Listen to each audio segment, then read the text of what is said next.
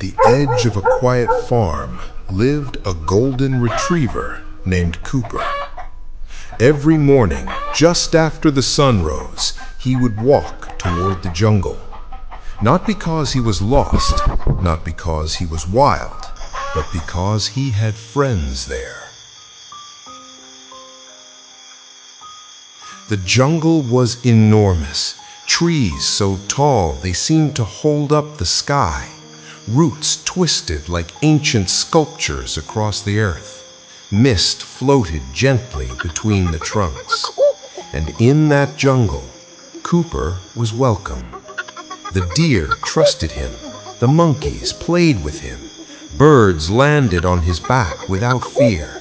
Even the great Silverback Gorilla would watch him with calm acceptance.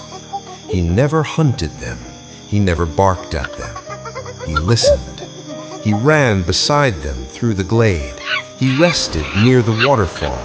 He shared quiet mornings at the stream. Then, as the sun began to fall each day, he would return home.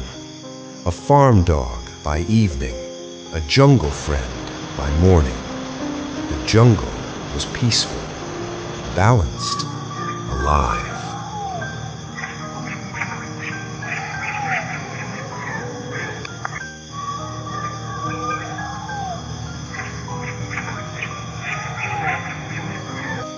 But peace does not always last. From the darker regions of the jungle, the places where sunlight barely touched the ground, something began to change. The hyenas grew bold. The leopards grew restless. Instead of hunting to survive, they began hunting to dominate. They formed an alliance. Together, they began to take control. They chased the deer from the grazing fields. They terrorized the monkeys in the trees. They guarded the stream, refusing to let the smaller animals drink. Water, the source of life, became forbidden. The jungle's bright green slowly faded into tension and fear. Animals stopped laughing, stopped playing, stopped gathering in the glade. The Great Canopy was no longer peaceful. It was ruled by chaos. One morning, as always, Cooper walked toward the jungle. He didn't know what had happened overnight. He expected laughter. He expected birdsong. Instead, silence. The stream was empty. The glade was abandoned. And then he saw them.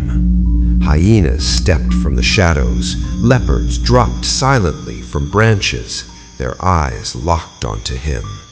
"You don't belong here," their growls seemed to say. They had heard about him, the yellow outsider, the one who united the forest, and they wanted him gone. The leader stepped forward, then suddenly they charged. Cooper ran, through roots the size of houses, through broken glades, past trees scarred by claw marks.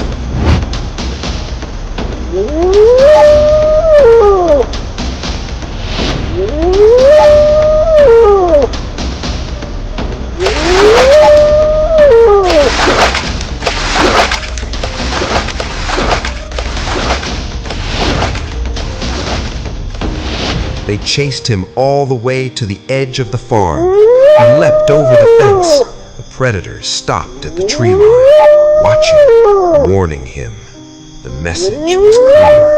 The jungle was no longer his. That night, Cooper didn't sleep. He thought of the deer who once drank freely at the stream, the monkeys who once laughed in the trees, the gorilla who once nodded in silent respect. He could stay safe, or he could go back. The next morning, he chose.